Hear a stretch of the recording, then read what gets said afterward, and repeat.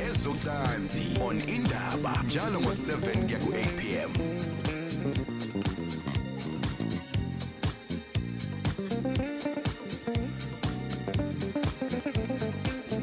Hey, sawubona ulalele Indaba Gagasini. We welcome you as well as join manje. Sesingena ke kwezocansi njalo on Thursday from 7 right up to 8. You can call us ku 0861 596 596. So the WhatsApp number as well 064 624 5378 and my voice notes akho wenze nje apha emafishane kakhulu. Asimukele uDr Mthembu, she joins us now. Hello Doc. Mthiyane. Unjani? Ngiyaphila nani? Why do women do these things sometimes? How? No, it's excited or no, it's like a sign ukuthi ndiconsi samathe. Yeah, kuba ready ukuthi ke this is the time To do the action. yes Yeah, to are you ready? to talk about it. Yes. Yeah, I'm ever ready. Oh, okay, sure. Ngesikhathi radio sawalalela ngama battery. Ngokhona le brand. I'm a PM ngiyabazi kwama PM9 no PM10. I still have that uyazi njalo. Uyangazi ngithanda emakhaya mina ngisanayo radio leyakudala kwakuthiwa no Tempest. Tempest. Yes, I still have Blaupunkt. that. Oh, Ngisanayo yeah. leyo. Nami ngwa-collector wonke. Yabo nje if you can go page lami on Instagram at Alex Mthiyane, you will see yonke inhlobo yawo naneyithombe zawo. Right. So namhlanje we're talking ways to sexually maneuver through a new relationship. Okay, so kulolu hlelo ke uyabuza, and again mangabe ukuthi ufisa procedures vivaneni, you are most certainly welcome to do so. 0861 596 596. Doc, mangabe qala relationship nje noma yipi, usually khona lento yokuthi people are keen to walking on eggshells. They struggle to put their best foot forward. For this reason abantu abaningi they shy away from ukuxoxa nje about sensitive topics njengokuthi kule relationship yethu sex izoba kanjani, uyabona, and khona abanye abavele nje bayibhadlaze ukuthi well kwenzeka kanje, or action wakhona ufudumeza abantu kakhulu ngendlela ukuthi kungalindi. Abanye ladies will tell you ukuthi no, my mom said ukuthi you can't have sex with umuntu kwi relationship makuse 2 months njani, and all those things abantu abazishoyo. So singa undermine ukuthi i relationship engaqalanga kahle ngokucansi ingase ngabikho safe. Yeah. Look, Alex, I think ama rules lawo esizifaka kuwona, and sometimes ama rules nama expectations eswezwa nakwabanye abantu. Kakhulukazi kodwa ngosho ukuthi ama stereotypes, kuba nama stereotypes ukuthi mhlawumbe intombazane esheshe yalala iluso rilula, and mhlawumbe ungalali nomuntu ngosuku lokuqala njalo or intombazane ethanda ucansi kakhulu ilula. Ama stereotypes yabona ama stereotypes ngoba when it comes to sex, we talk about it all the time ukuthi sex mayenzeke within a relationship, so kubalekile ukuthi within the relationship nibe comfortable, nobabili nibe comfortable about it. So into ye timing is very crucial, and angeke ngisho mina ukuthi wait 90 days, wait daytime for 5 days or njani. Kunabantu ideally abahlangana one night, balala that night, bagcina sebeshadile. Kunabantu thola ukuthi umuntu alinde isikhathi eside lelinde lo muntu ukuthi kuzalale naye, lapho elale khona wempem thank you ma'am bye bye abaleke umuntu. So lento angeke uzuyigauge ngokwesikhathi ukuthi isikhathi esingaka. Into ebalekile nje Alex ukuthi ayibe into wena oyiconsentile, number 1 okusho ukuthi oyivumile, so ready ngaleso sikhathi ukuthi ayi sengiready manje ukuthi umthiyana akangithathe, or sengiready manje ukulala nobani bani njalo naye futhi abe ready, because it can be very awkward into yokulala for the so first time. So it's not a given ukuthi men are always ready. Yeah, no. Ngoba it can be very awkward ngoba khona abantu besifazane abanye abayithanda kakhulu, into sex, bathanda kakhulu ucansi azabe uncomfortable umuntu wesilisa ngalo muntu wesifazane because ulufuna njalo. And as umuntu wesilisa ufila under pressure to satisfy her ngoba njalo efuna umuntu wesilisa ubona ukuthi ayikumele ngimnike otherwise uzohamba eyoyithola kwenye ndawo. Yeah. Okay. Your questions then, ilolu hlelo la esikhuthaza khona to be anonymous Mothanda. 0861596596 kwenze kanjani kweyakho situation? Kuhamba kanjani khona manje? Masikhuluma ngayo le ndaba yokuthi makuthi ni relationship solid yaqala kanjani indaba ye sex. Nangu dokotela ethi kuyenzeka sometimes uthola umuntu wesifazana uthanda kakhulu ucansi azafaka ipressure kumuntu wesilisa and kuyenzeka futhi nakho abesilisa uthola ukuthi akabikho ready. Okay?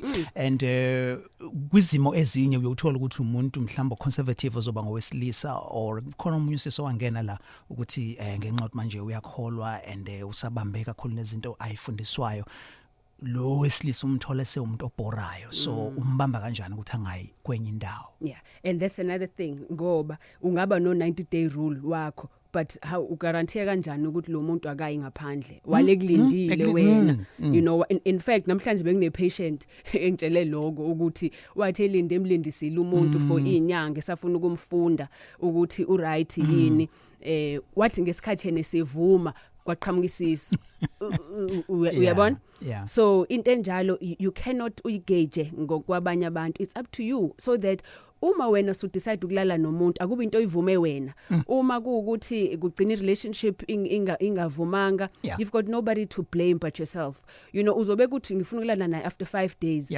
ulale naye in 3 days you'd be guilty about impilo yakho for into unnecessary you know and yet mhlawumbe you are compatible and mhlawumbe ngampela bokumnandi ne situation ne vibe be right ngaleso sikhathi sokuthi nivele nibambane and have sex and yet if uzoyiplan ukuthi no only ngomhla 31 March you know so yenza lento izobhora izothi masibhora mhlawumbe induku yomuntu ayisavuki and nawe futhi awubi manzi kahle nawe uthukile ngoba unama expectations ukuthi lo muntu for the first time siyolala naye and then you can end up messing a relationship at that very first time ehambe wrong.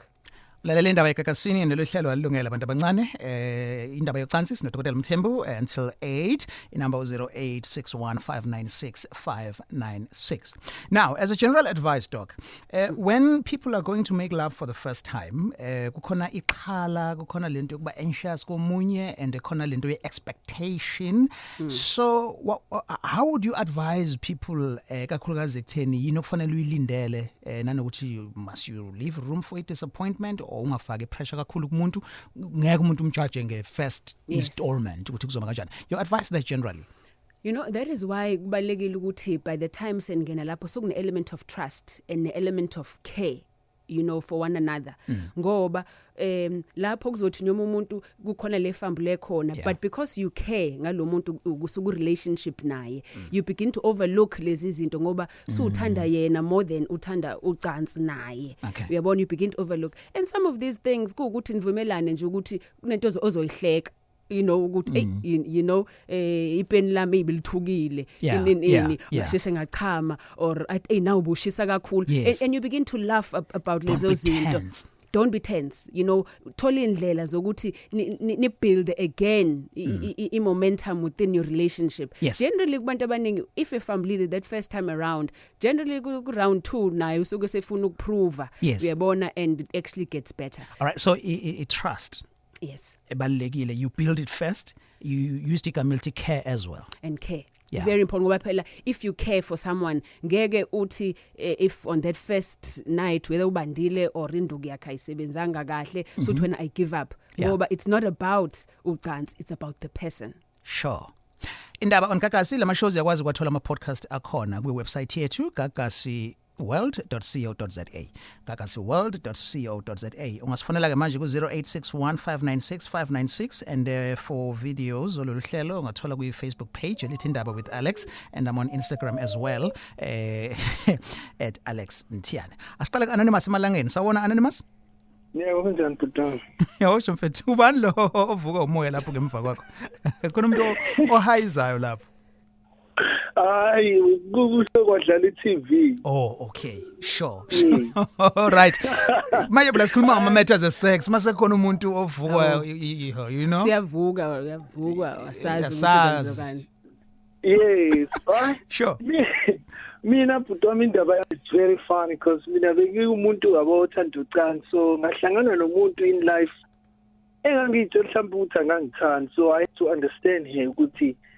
umuntu ongathanda ucansi futhi umuntu othanda futhi ukubamba nabo public so ngaya nokum-understanda kwaze kwehla nangimina ukuthi no ukuze ngimthande ngoba uyangikhathalela futhi uyangithemba angenze njengoba naye enza kwagcina sekwenzeka ukuthi hayi kuyahleleka bona ukuthi ucansi ungalenzi njalo sesithandane naye like for 5 years now Okay. njalo bhuti. Oh, okay. Right. So kwadinga ukuthi wena unciphise kakhulu ukuthanda kwakhe sex ukuze ukwazi kuma-accommodator and sekuyenzeka ukuthi uyabo uye ngama-terms akhe ekutheni hayi nizuba intimate njalo. Yeah, well, kuyenzeka For 5 years, Doc. Look, sometimes kuyenzeka Alex ukuthi uthola ukuthi umuntu angafuni ukuyocansini because of a past experience yakhe mhlambe na kwi past relationship uthola ukuthi ukuphethe mhlambe lokusaba okwakwenzeka kuyena kuqala useze ongena nako kule relationship wena uzombona ngathi lo muntu lo akayithandi lento kanti uphethe ubhlungu obuthize okwasala kwenye relationship kodwa wakuthatha wakuletha kule relationship so ubhuti njengoba esho ukuthi uyamthanda sibe together for a long time kukuyena ukuthi invest kuyena I trust again ukuthi angifani naloyo uma ukuthi khona wakwamhetha asiveze ubuyena so that this woman falls in love with him and she becomes comfortable and opens up to him. Ngiyithanda like opens up. Yes, right. And when she's open up then she's open up. All right, Doc. Lehlelo labantu abadala olalela Gagasi siba ngama Thursdays from 7 to 8. Kuyavotwa ke kubalwa amavoti tonight. So sizokunikeza nje like ama updates again from my colleagues just kusitshela ukuthi simi kanjani.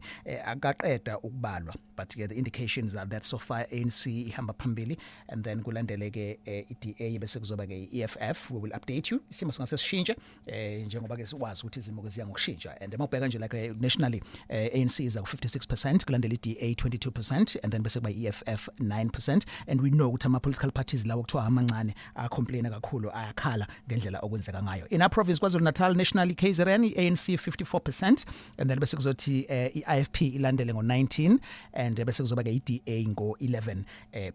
Kuyabalwa ke kumanje.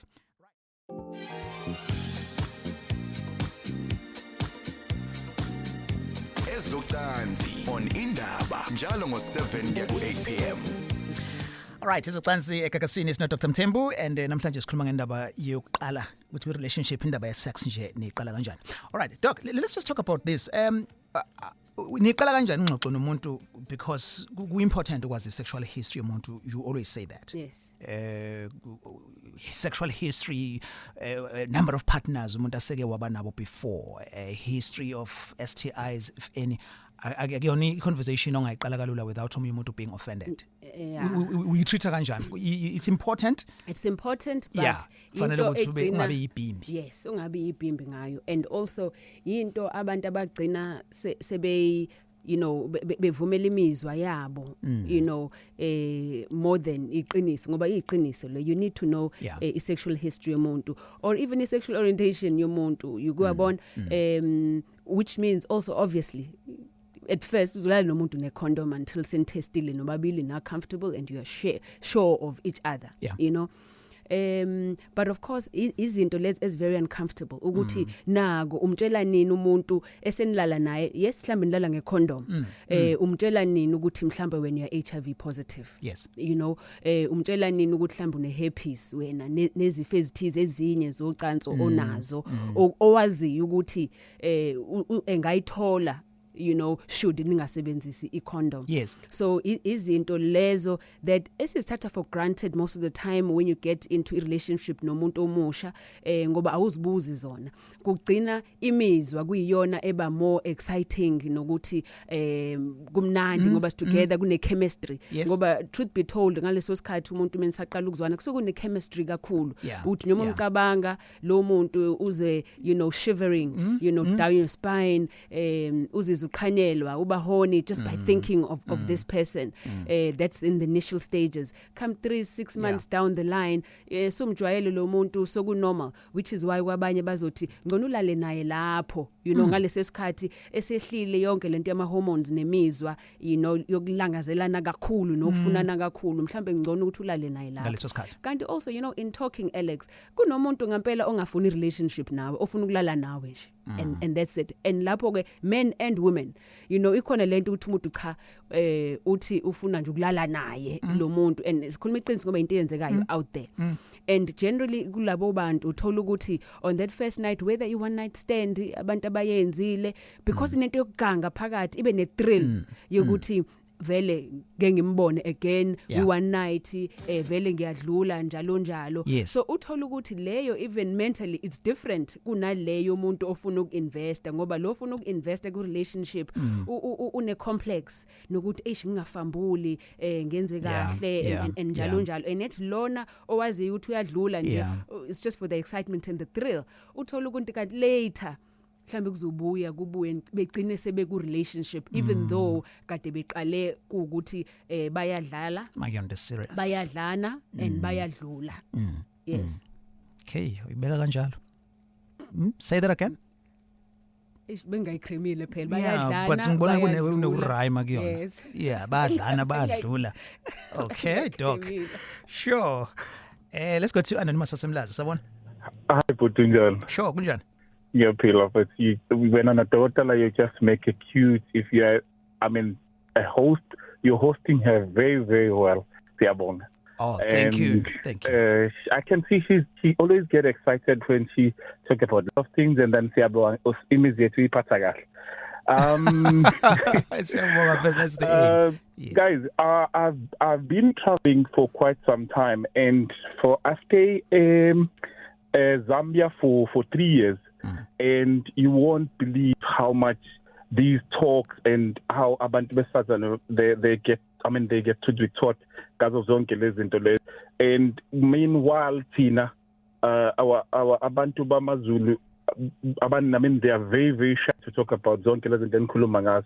And you know what's very interesting ukuthi when umuntu wakhona eshada unikwa yabo lama bhaya esinqeni, and they get 3 colors. One, the white one. Okay, let's start with the red one. The red one, uma ngabe ufika ekhaya ubaba indlala phezu kombhede, it means that I'm on my period, right? Oh. Then yes. So you don't have in your bedroom, so you don't have to expect anything because she's on her period.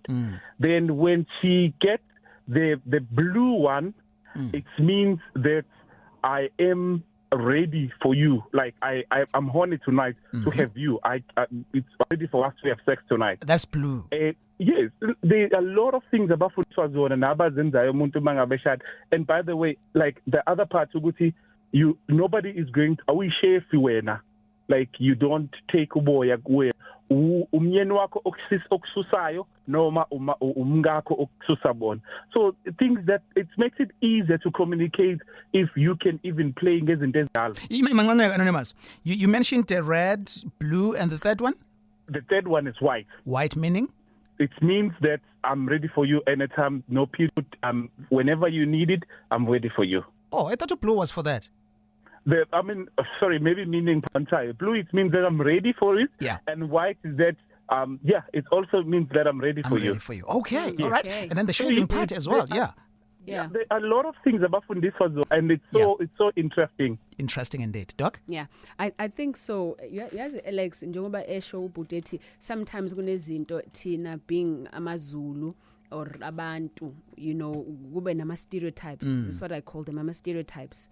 Ukuthi umuntu wesifazane akakwazi ukukutshela number 1 uma ekufuna, you know, ehorny. Umuntu wesifazane mekushela yena ku wrong. Yeah. Uyabona umuntu wesifazane akufunakala bonise ukuscreama, you know, I enjoy it, because those are stereotypes even nabo as abantu besifazane, you know, othola ukuthi batshelwa wona ukuthi uzithibe uzibambe as umuntu wesifazane, indoda ingakuboni ukuthi uyayenjoya lento because indoda izobona ngathi ulula. Yeah. You know, and which is wrong. It's very important. Uyifunde phi ke lento? uyifunde phi. That's another thing. Many women uthola ethi awuvela athi ngiyifunde phi lento Dr Mthembu utshelo Dr Mthembu.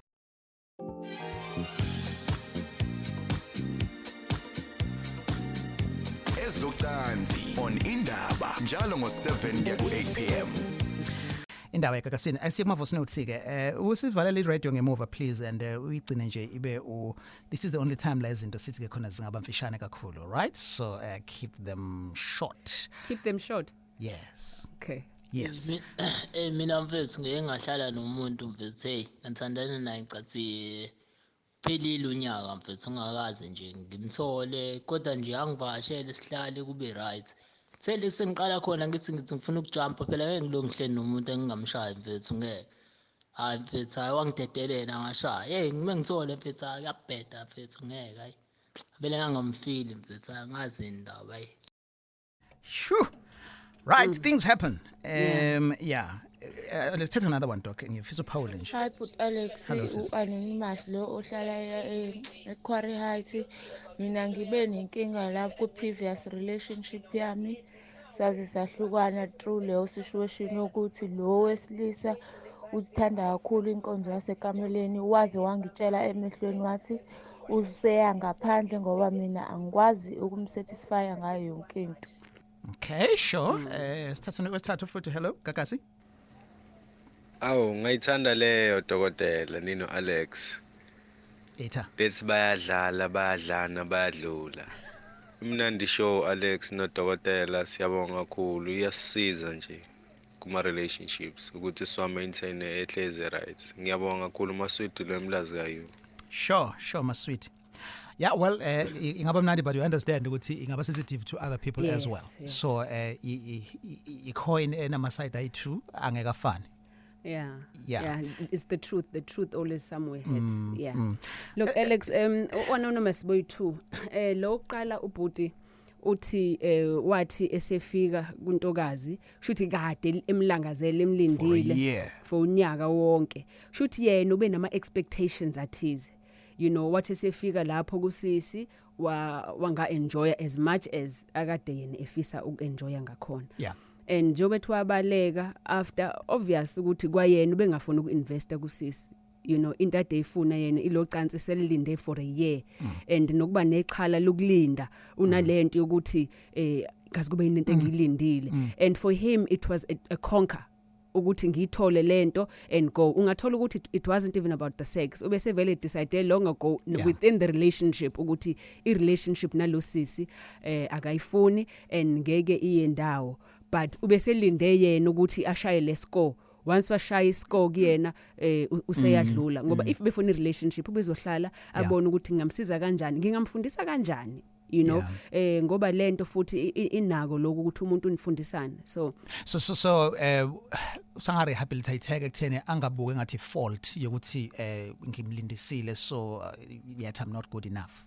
Because ungathola mhlawumbe ucommunicate to the lady. That's the problem. Ukuthi ungathola ukuthi ucommunicate to the lady and that thing isizokwenza lo muntu wesifazane esebe nale complex number 1 nale insecurity ezokwenza ke even worse next time esehlangana nomunye othola ukuthi uJoe alright still uzozibamba lapho at last time akazi phela into wahambelani loya uzothi ayi ngokunye ngalinda wathi lo sokufikile lapho wangishiya amlindise even more kanti if ukuthi umuntu even if umuntu uyamshiya but mhlambe imshiya umtshelile ukuthi hey sisters mhlambe inkinga ukuthi umanzi kakhulu umkhulu kakhulu or awu movie or inyoma yini as umuntu wesilisa obona ukuthi yakubhora ocansini nalomuntu but obvious yena ubefuna ucansa nje kuphela. Sure. Right, the lady says ukuthi umuntu wakhe ubethanda kakhulu ucansi waze washo wathi hayi awungigculisi so ngiyaphuma ngiyangaphandle. Naye ubhuti same uyasho nje ukuthi ubefunani ubefuna ucansi. That's it. Akafuna relationship no sisi ufuna sex and usisi ungathola ukuthi you know according to ubhuti uyambhora you know njobe elifuna kangaka ubhuti kunezinto agcine ses experience ngokulithanda kakhulu ucansi experience different positions nabantu abazomenza izinto ezingafani. Uthola lo sisi njobe econservative yena engakafuni ukuyocansini usaziphethe kahle you know ngokwakhe uthola ukuthi akekho as experienced as lento ayifunayo ubhuti so kuyena uzodlulela phambili but Yeah. again ubhuti akafuna relationship nosisi usisi akangayiboni leyonto as into e personal kuyena as if yena wrong Sure. lo muntu ongayitholanga into ayifunayo bokuwucansi. Yeah, because inhloso yethu doc is to build, right? Say you are in a situation enjalo right now and you are serious ngalo muntu. Isanda qala a relationship but you discover ukuthi you've seen more ku experience yakho but lo muntu onaye njengamanje partner wakho isenjalo relationship akayenzi ngendlela oyifuna ngayo. Yes. How do you politely say ukuthi this is how I want it done? Mina ngihlala ngikuthola logo from ama patients enze njalo and kuhle Alex ukuthi khona le show yethu number 1 yazi bathi ngivile ngimlalelise I show yenu because number 1 ngiyazi ukuthi nezinto azozithola lapho nithi mase nikhulumile ngithi mina asikuzame lokho kade bekusho asikuzame lokho uyayibona leyo it's a very polite way of ukutshela umuntu wakho ukuthi khona la udinga ukuthi unyuse khona amasokisi or failing wish amlethe kumina I'm very frank mina mengine couple I right thing ngiyambuza usisi umenzani ngamenzi kona buti uthola umuntu esho ukuthi hayi lo uyabhore efuna kube mina njalo omqalayo aka respond enze njani athi usisi cha iqiniso Dr Mthembu the reason why nginga respond is because induku yakhe iba weak so esenqene ukuresponda ngiyazi ukuthi uzosuka ngilolela ubala uyabona ukuthi yinto othola ukuthi abakwazi ukisho bebodwa but in front of uDr Mthembu or in front of someone else sebekwazi bavuleke and at the end of the day suqhamuka nesombululo ko wena sokuthi okay because mhlawumbe induku yakho wena isheshe ikhathara or usheshe uchame mhlawumbe qala udlale ngobhontshisa until abe ready usisi by the time ungena kuyena nayo use ready seniqeda nobabili kanye uthola ukuthi isombululo as easy within a relationship abantu abathandanayo ibaqhube ibasephambili but ukukhuluma no communicator nokwazi ukwenza iforeplay it's very important ukuthi ukwazi ukwenza lokho because it's really about satisfying the sexual urge egcineni. Some as a common doc evelayo eyokuthi umanzi kakhulu manje angazi ngizomtshela kanjani kunephunga elingemnandi eliqhamukayo manje libe selingithena off ipipi likhulu kakhulu manje yena ucabanga ukuthi the more libalikhulu ngizo enjoy izinto lezi eba common but abantu abanamahloni ukuthi batshelane sibe ku relationship for a long time but izinto lezi ezikhona and esingagcina sizidampenisha even leyo relationship kakhulu Alex and last week sike sakhuluma ngabantu besifazana othola ukuthi uyaphuma out of a relationship and kuyenzeka many a times uthola ukuthi because kune problem wrong lana naye ufuna ukutest ukuthi mhlambe ngaphandle nginjani khona phandle umthola umuntu eseze uthi cha Dr Mthembu ngampela ngithi ngiya ngaphandle komunye nakhona kwayi same thing ngangachama or ngangaqeda or whatever azibone lapho uthi usene problem ngampela but that is why it's important ukuthi nikhulumeni nobabili kuqala angazazi aphume ngaphandle omunye eyozitesta yena ikhulumeni nobabili even now as umuntu wesifazane if uzwa ukuthi mesiyocansini nomuntu wami angimuzwa ngaphakathi kumina lento njalo umtshele it's not a fault kuyena ngoba ungamuzwa umuntu wesilisa it can either mean ukuthi induku yakhe encane but also it can mean ukuthi nawe untomzodwa mkhulu. Sure. 0861596596 sisejoze now bongile sanibona kunjani? Sure mfowethu kunjani? Ngiyaphila futhi ngiyajabula ngena ngiyaqala nongena eradioweni yazi. Siyabonga mfethu seGagasini njengamanje siyajabula nathi. Ngiyabonga ngifathana ukubulisa nako sise futhi wami. Ubulisekile futhi.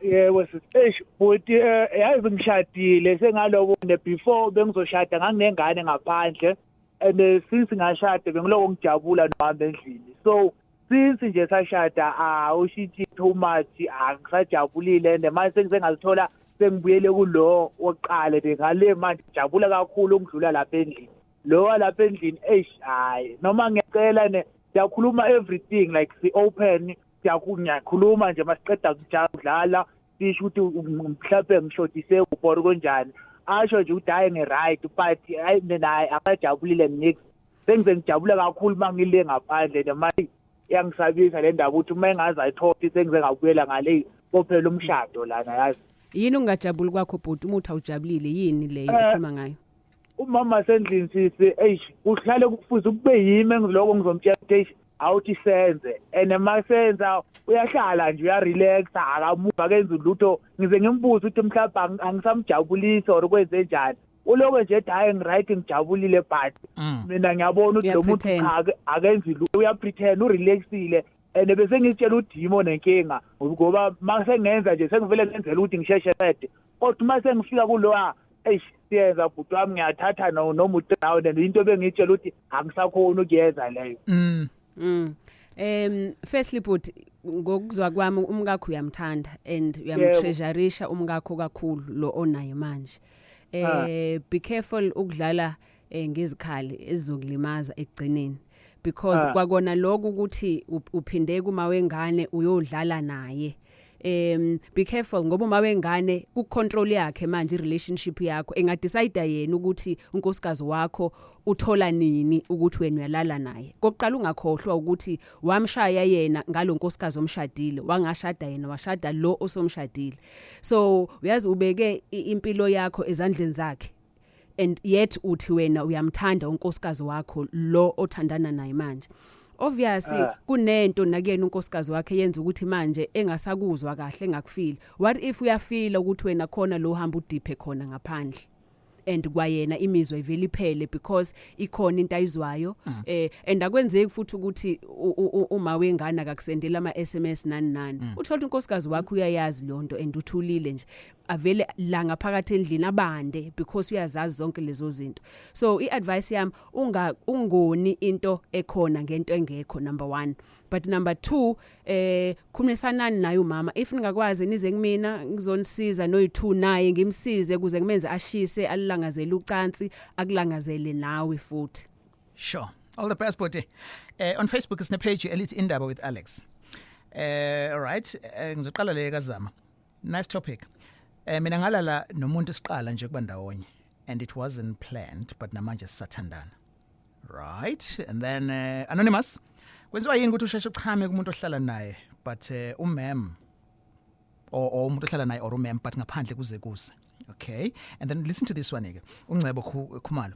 Ungajudge umuntu wakho ngo-first round. Buka nje iLiverpool isenzela umzekelo. Okay, nice one. And then bese kuzoba le eka Njabulo. The problem starts when you and your partner nibeka usuku eniyolala ngalo. I-sex ayiplanwa abantu benkosi iyazenzekelela lento. Right, that's advice. Yeah, nayi question evela la ku Facebook doc. Yes, lokuqala uthi kumem or kumuntu astedi naye uyashesha uchama kodwa ngaphandle akashesha uchama. You know, ipen Alex or induku, it's an emotional thing. Into yepen ilalela ama emotions.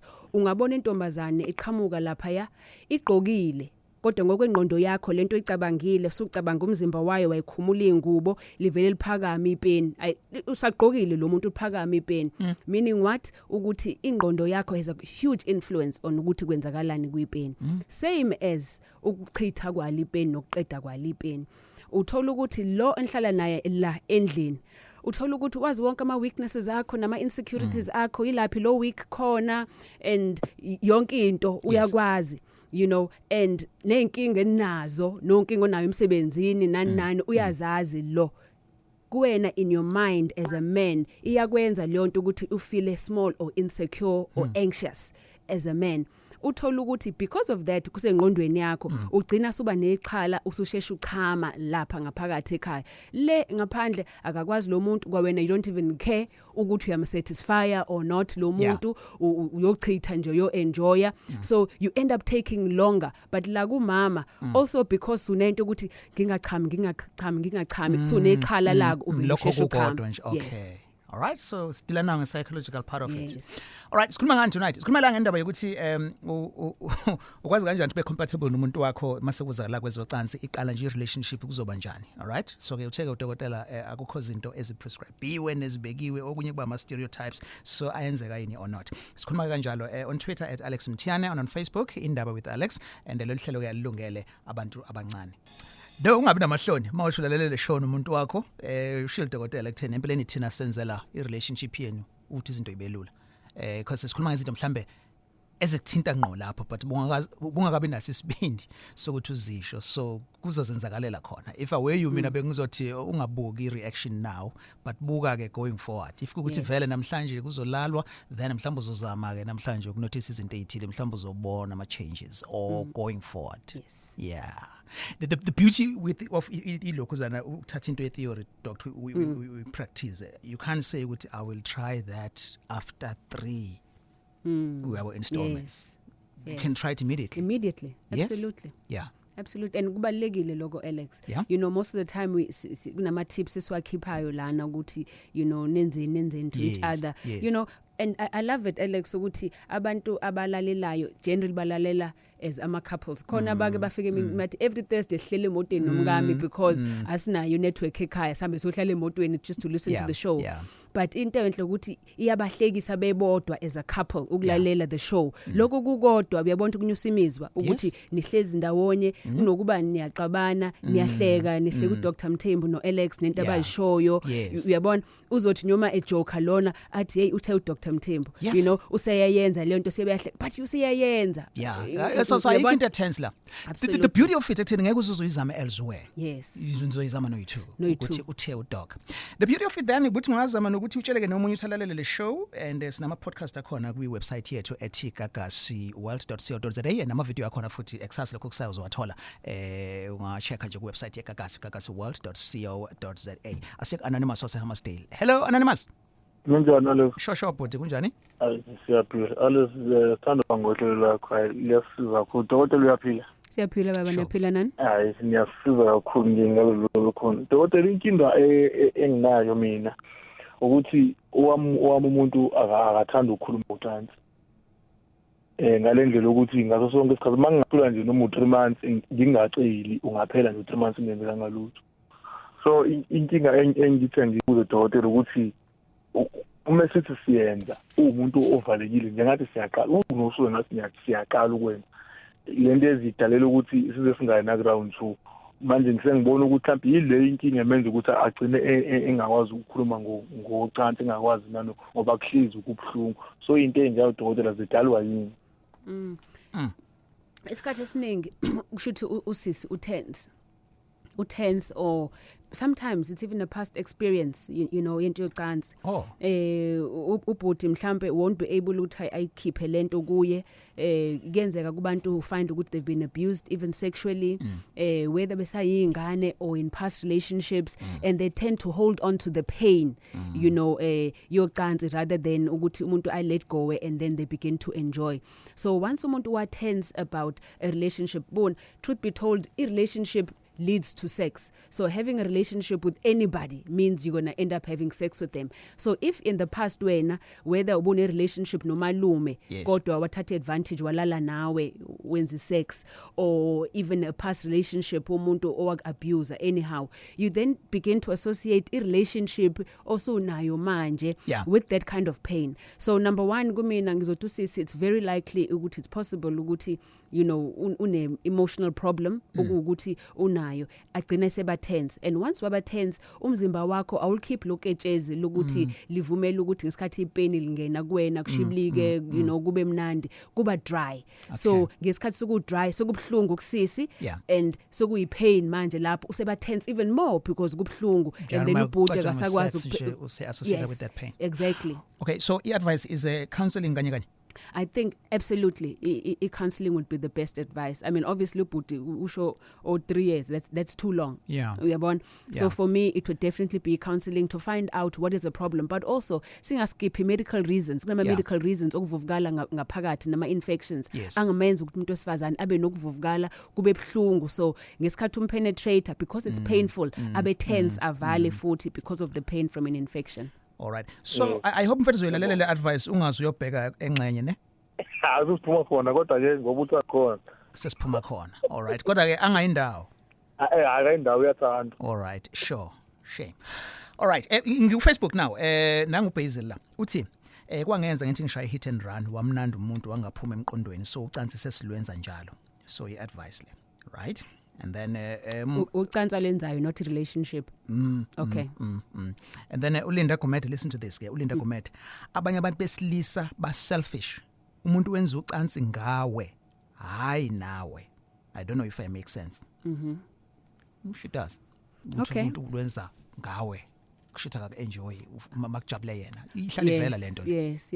And the advice yakho dokeke kube yokuthi makabe foreplay prolong. Yes, that is why if look, abanye abantu abazi Alex, you know kunabantu besilisa abangazi ngempela ukuthi umuntu wesifazane uthokoziswa kanjani nokuthi umuntu wesifazane uyachama naye. You know wazi ukuthi uyena kuphela okhipha uketshezi umuntu wesifazane ukuthi uyachama naye nokuthi umthokozisa kanjani. You know kwakwaba nale joke yesiZulu kuthiwa you know amadoda amaZulu athi nyuka dilika mase seqedile because it's almost a stereotype yokuthi it's only about the man. Very important. Ifundwa apha leyo nto. Egagasini kushow ya Dr Mthembu no Alex. All right, sure. Thank you doc. Indawo egagasini luhlela kulona lwabancane. All right. And sengizwile nje sikhona abanye umuntu afama headset anyamalale angazi ukuthi awa quiet kangaka after 7. Please check and labantu abana phone please check cause app ikhona egagasi so so that bengakwazi ukuthi belalele. Asike kuma WhatsApp messages. Hello? Yes, unibona Alex no Dr lapha studio. Sure. Anonymous. Respect.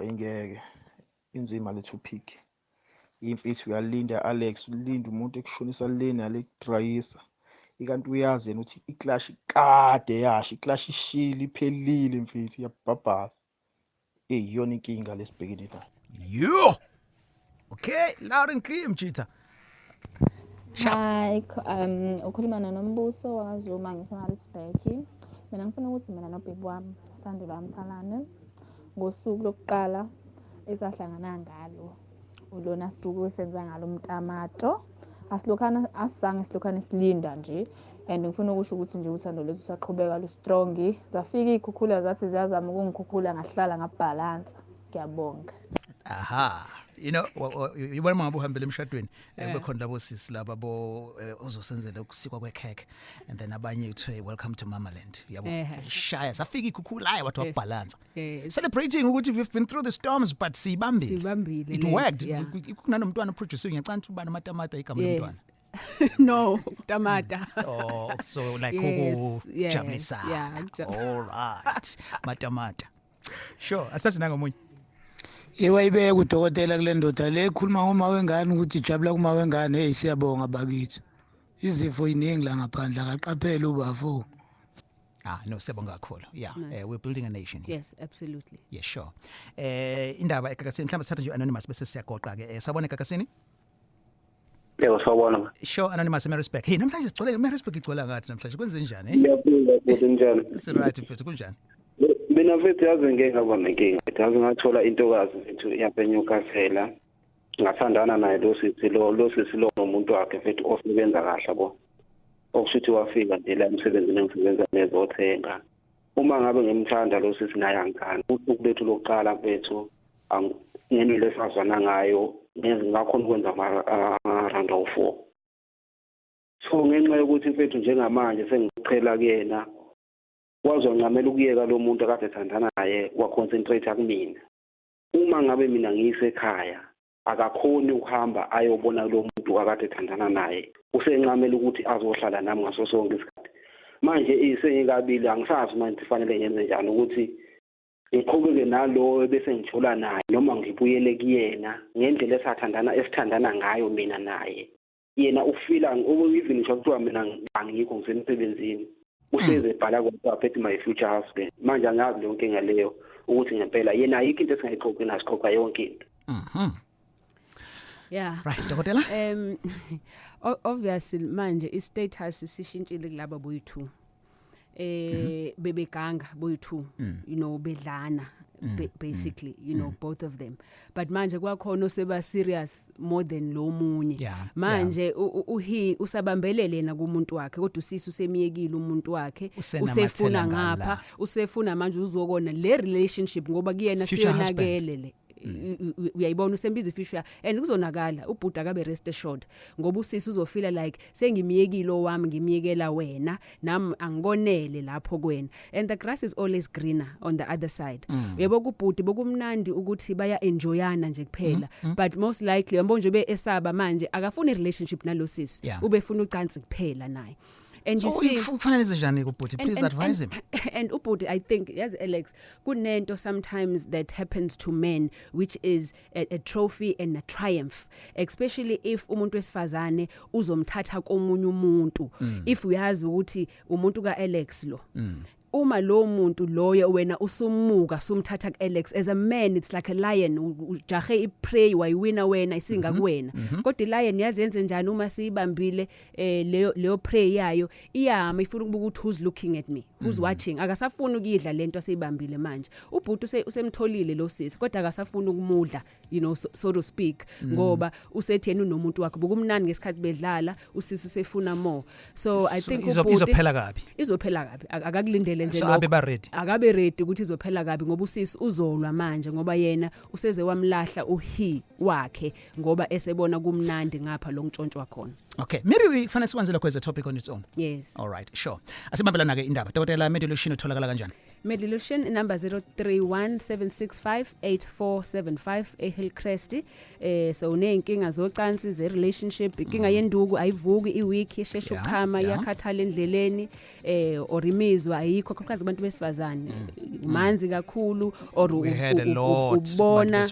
Yes, or uzwa angathi intombi zodwa wakho omkhulu kakhulu nenkinga yama period njalo uphethwa ikhanda elingapheli une back ache iqolo inyawo siyakulungisa konke lokho. Sibonga kakhulu Dr Mthembu. Loluhlelo ke podcast yakhona uzoyithola gagasiworld.co.za and then ama video akhona uzowathola ku website gagasiworld.co.za.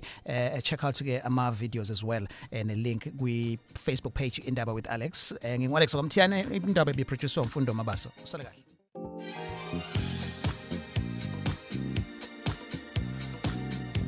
Ezocansi on Indaba njalo ngo 7 kuya ku 8 p.m.